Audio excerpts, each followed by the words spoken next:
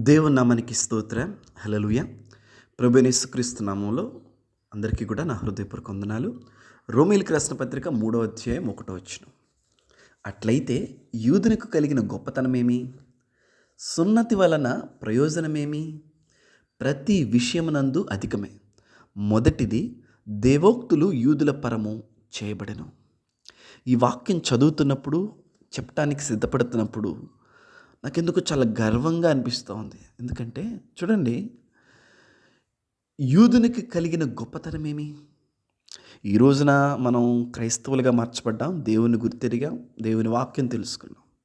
ఇప్పుడు తెలుసుకున్నాం, ఈ కాలంలో, ఈ మధ్య కాలంలో 1-2 దశాబ్దాల్లో మనం నుంచి దేవుని వాక్యాన్ని, దేవుని తెలుసుకుంటున్నాం.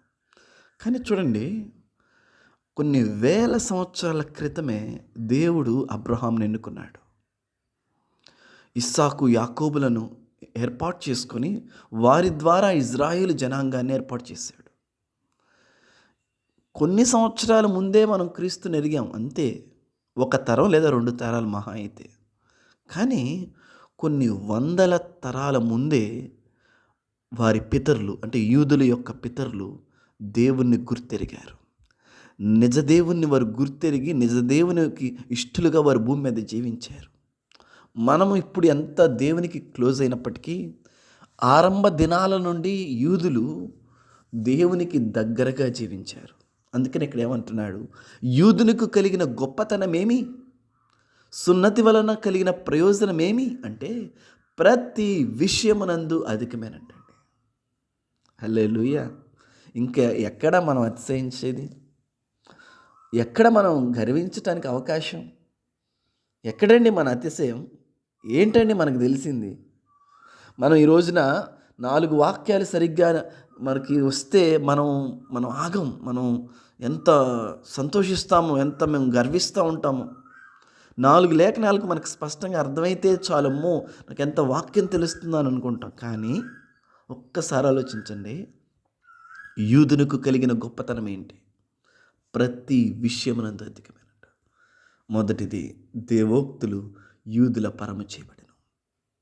ఈరోజు నేను నిన్ను ఆశీర్వదిస్తాను, నీకు తోడై ఉంటాను, నేను విడిచిపెట్టను అని చెప్పి ఆ మాటలు మనం ఏదైతే చదువుతున్నామో అవి డైరెక్ట్గా దేవుడు వారితో మాట్లాడాడు. అఫ్కోర్స్ యాజ్ మచ్ యాజ్ వారితో ఎలా మాట్లాడాడు, ఈరోజు మనతో కూడా మాట్లాడుతున్నాడు. కానీ మొదట ఆ మాట ఉంది చూసారా? మొదట దేవోక్తులు యూదుల పరము, వాళ్ళ సొంతం అండి అవి. దేవునికి స్తుతి. వాళ్ళ ఆస్తది. ఇస్సాకు అబ్రహాముకి ఎంత ఉందో అన్న విచారం లేదు ఇస్సాకు జీవితంలో. యాకోబుకి ఇస్సాకు యొక్క ఆస్తిపాస్తుల మీద విచారం లేదు. యాక్చువల్గా వాళ్ళిద్దరికి ఏంటండి, వాళ్ళిద్దరు ఆస్తులకు కూడా కొట్టుకోవాల్సిన అవసరమే ఉంది. ఇస్సాకు ఇద్దరికి పంచి ఇచ్చిన బోలుడు ఉంది తరగనంత ఆస్తి, ఒక ఊరు అంతా. కానీ యాకోబు, ఏసావు దేని కొరకు కొట్టుకుంటున్నారు తెలుసా? ప్రామిసెస్, వాగ్దానముల కొరకు కొట్టుకుంటున్నారు. తండ్రి దగ్గరికి వెళ్ళి ఏసావు ఏమడుగుతున్నాడు? నాకు దీవెన దయచేయ. యాకోబు దేన్ని దొంగిలించాడు? దీవెనలు దొంగిలించాడు. ఏంటండి వాళ్ళకి అంత పిచ్చి? ఎందుకంత ఆసక్తి? Because they know the value of the promise. వారికి ఆ వాగ్దానం యొక్క విలువేంటో తెలుసు అండి. దేవునికి స్తోత్రం. హల్లెలూయా. అందుకనే దేవోక్తులు యూదుల పరము చేయబడ్డాయి. యూదుల పరము. మనకు తెలుసా వాగ్దానముల విలువ? మనకు తెలుసా లేఖనముల విలువ? మనకు తెలుసా లేఖనములో ఉన్న సారం యొక్క విలువ? దేవునికి స్తోత్రం. హల్లెలూయా.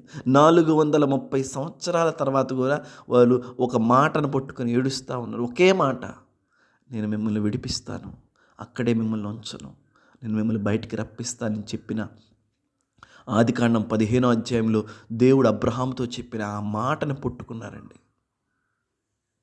నిన్న చెప్పిన వాక్యాన్ని ఈరోజు మనం గుర్తుపెట్టుకోం. దేవుడు చెప్పిన వాగ్దానాలు మనం గుర్తుపెట్టుకోం. కానీ 430 సంవత్సరాల తర్వాత కూడా వాళ్ళు గుర్తుపెట్టుకునేది ఏంటో తెలుసా? దేవుని మాట. దేవుడు మమ్మల్ని విడిపిస్తానన్నాడు.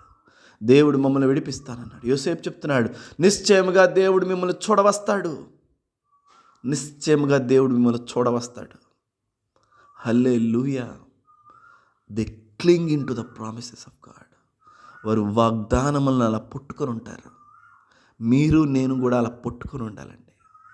హల్లెలూయా. దేవుని మాటను అలా మనం పట్టుకొని ఉండాలి. దేవుని వాగ్దానాల ఎడ ఆశను కలిగి ఉండాలి. దేవా, నీ మాటని మా జీవితంలో నెరవేర్చు, నీ వాక్కుని మా జీవితంలో నెరవేర్చు ప్రభువా అని చెప్పేసి ఆయన వాగ్దానం వైపు మనం అలా పట్టుకొని ఉండాలి. Praise God. దేవునికి స్తోత్రం. హల్లెలూయా. ఉదయకాల సమయంలో దేవుని వాక్యాన్ని వింటున్న మనందరూ, యూదులకు కలిగిన గొప్పతనం ఏంటి? వాళ్ళకి దేవోక్తులు ఉన్నాయండి. మీకు కూడా ఉన్నాయి, నాకు కూడా ఉన్నాయి. అయితే వాళ్ళు ఏం చేస్తున్నారంటే ఆ వాగ్దానం వైపు చూస్తారు. కోర్స్ క్రీస్తు యొక్క ప్రత్యక్షత వారికి మరుగు చేయబడింది, మనకు వెలుగవ్వాలని కొన్నాళ్ళు. బట్ దేవుడు సూన్ వారికి కూడా దేవుడు ప్రత్యక్షపరుస్తాడు. దేవుడు నామానికి స్తోత్రం. యూదులకు కలిగిన గొప్పతనం ఏంటంటే దేవోక్తులు మొదట వారి పరమ చేపట్టాయి. వారు ఎలా అయితే వాగ్దానములను పట్టుకున్నారు, వాగ్దానాలు వెనకాల పడ్డారో, మనము కూడా ఆ మాట వెనకాల పడుతూ, ఆ మాటను నమ్ముతూ, ఆ మాటని వైపు నిరీక్షిస్తూ ఉంటే ఖచ్చితంగా ఆ మాట మనల్ని బ్లెస్ చేస్తుందండి. ఆమేన్. హల్లెలూయా. దేవుడి మాటలు మన వెనుకల్లో దీవించునుగాక. గాడ్ బ్లెస్ యు ఆల్ అండి.